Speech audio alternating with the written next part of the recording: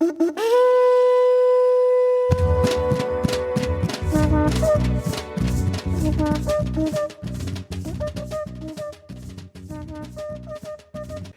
is the statistical erasure of the Garifuna diaspora? Mabuiga, I'm your host, Jose Francisco Avila. Welcome to episode 43 of the Garifuna Experience Podcast, the Congressional Afro-Latino Roundtable, and the statistical erasure of the Garifuna diaspora. Most of us think of a census as a simple headcount, but for the Garifuna community in the United States, a checkbox is a battlefield.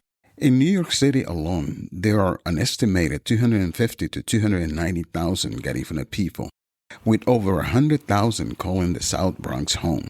Yet, if you look at the official federal data, these numbers vanish. Why? Because for decades, federal agencies have forced Afro-Latinos into a statistic no man's land.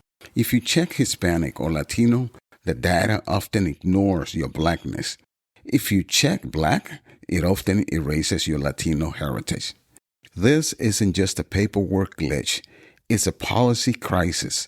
When the U.S. Census fails to accurately count the Garifuna people, the community loses access to specific federal funding for hospitals, schools, and even the language access services needed for those who speak Garifuna rather than Spanish.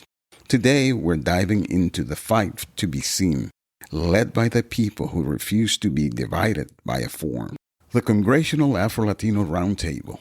Last February, a historic line was drawn in the halls of power. The Congressional Hispanic Caucus hosted its inaugural Black History Month Afro-Latino Roundtable. This wasn't just a celebration, it was a legislative reckoning. Led by Congressional Hispanic Caucus Chair Representative Adriano Espaillat, NY13, and Garifuna Caucus Chair, Representative Ritchie Torres, NY15, the roundtable convened a powerhouse of advocates to ask one question: how do we stop federal policy from neglecting the Afro-Latino diaspora? Afro-Latino communities live at the intersection of race, migration, and policy neglect. Yet, their experiences are too often erased from our laws, our data, and our national conversations. This convening makes clear that visibility is not symbolic. It is a prerequisite for justice. The Congressional Hispanic Caucus is committed to confronting anti-Blackness, strengthening racial and ethnic data collection, and advancing immigration policies that reflect the full diversity of our communities, said Representative Adriano Espaillat. The Garifuna people have a rich Afro-Latino and Black indigenous heritage that spans borders and generations. Yet, their contributions and challenges are too often overlooked, said Representative Ritchie Torres. As chair of the Garifuna Caucus, I am proud to support this roundtable with the Congressional Hispanic Caucus to elevate visibility, strengthen data collection, and advance immigration policies that reflect the lived realities of Garifuna families and other Afro-Latino communities in the United States. We are not asking to be spoken for. We are asking to be counted, consulted, and included. The lack of statistical recognition in the U.S. Census creates barriers to equitable policy development, funding allocation, and community support, said Arnold Ciego, who serves as Executive Director of Hijos de Livingston. The data problem. A major point of contention at that roundtable was the 2024 revision of the U.S. Office of Management and Budget's Statistical Policy Directive No. 15, standards for maintaining, collecting, and presenting federal data on race and ethnicity.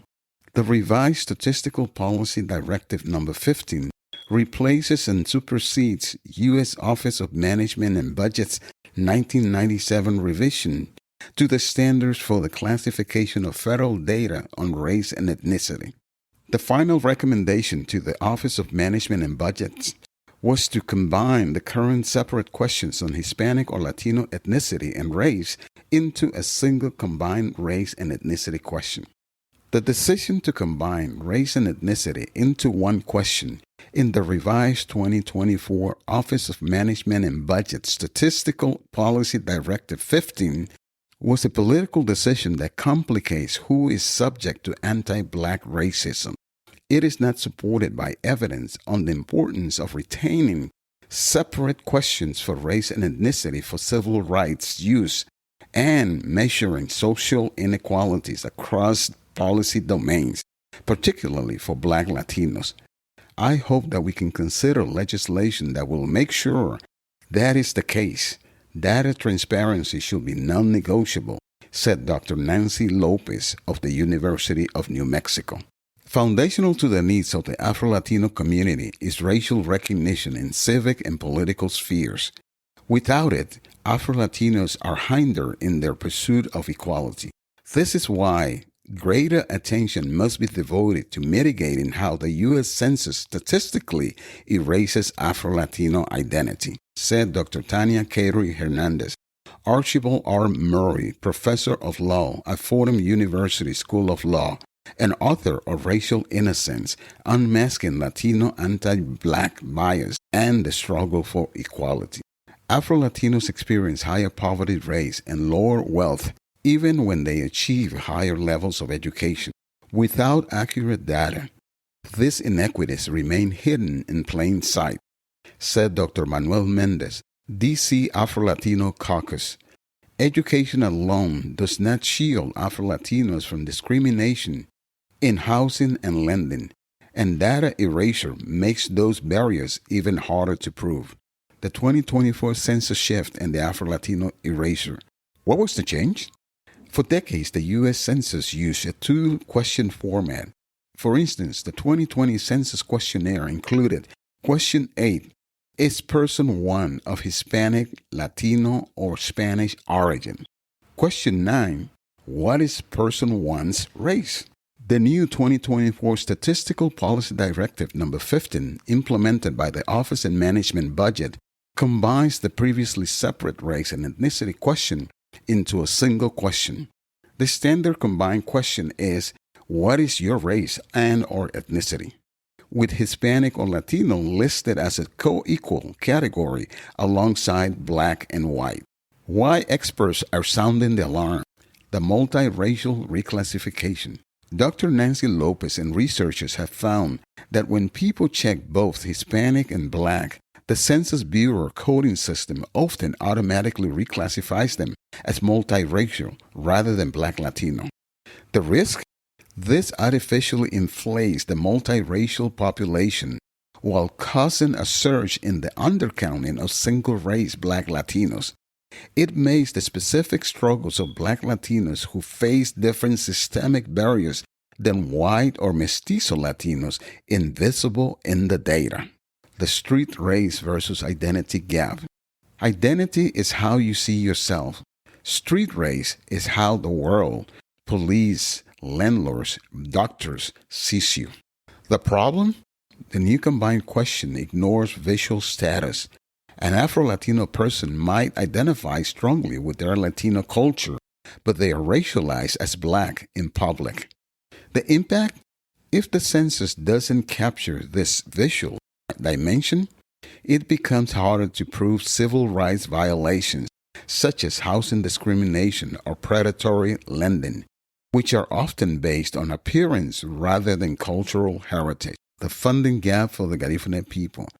The Garifuna are often triply erased, since they are not just Latino, they are also Afro-Indigenous, not just Black. They have a distinct language and history, not just Spanish-speaking. Many Garifuna primarily speak Garifuna or English.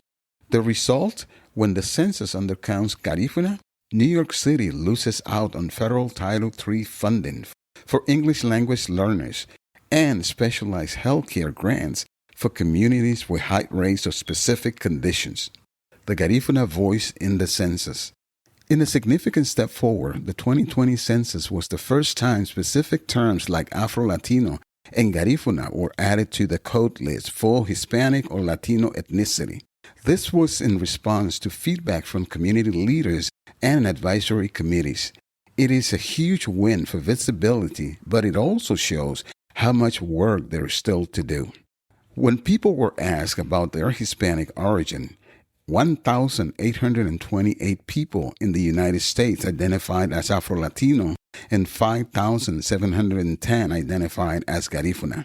Interestingly, a larger number of people use these terms to describe their race. When asked about their race, 24,745 people responded with Afro-Latino, and 14,946 responded with Garifuna. This shows that for many of us, our identity is more than just the place of origin. It's about race and heritage too. The Census Bureau acknowledges that these numbers don't fully capture everyone who identifies as Black Hispanic. But as we move toward the 2030 census, they are working with stakeholders to improve how this data is collected. This is a crucial step for ensuring that our community's contributions and experiences are finally seen and counted. The data inequity by the numbers. Official count, the 2020 census estimated only about 1.2 million Afro-Latinos in the U.S. The reality? Independent studies by the Pew Research Center suggest that the true number is closer to 6 million. New York City impact. While the Bronx is the only majority Hispanic county in the city, its Afro-Latino population, including over 100,000 Garifuna, remains one of the most under-resourced due to these data gaps. Data transparency should be non-negotiable. We cannot allocate people into fractions. We must tell the truth, said Dr. Nancy Lopez of the University of New Mexico. The roundtable made one thing clear. The Garifuna experience is the ultimate proof that identity cannot be put into a single box. For the Garifuna community in the United States, a checkbox is a battlefield. A fair count in the census is the right to exist fully and authentically. And that wraps up another illuminating episode of the Garifuna Experience Podcast. Thank you for listening. Remember, the future of the Garifuna people is in our hands. Until next time, stay united, stay proud. Sungube Lida Aba. Ayo. Find new episodes of the Garifuna Experience Podcast every Tuesday on Spotify, Apple Podcasts, iHeart Podcasts, YouTube, Amazon Music, or wherever you find your favorite shows. Please rate and review the Garifuna Experience Podcast. It helps our history reach the world.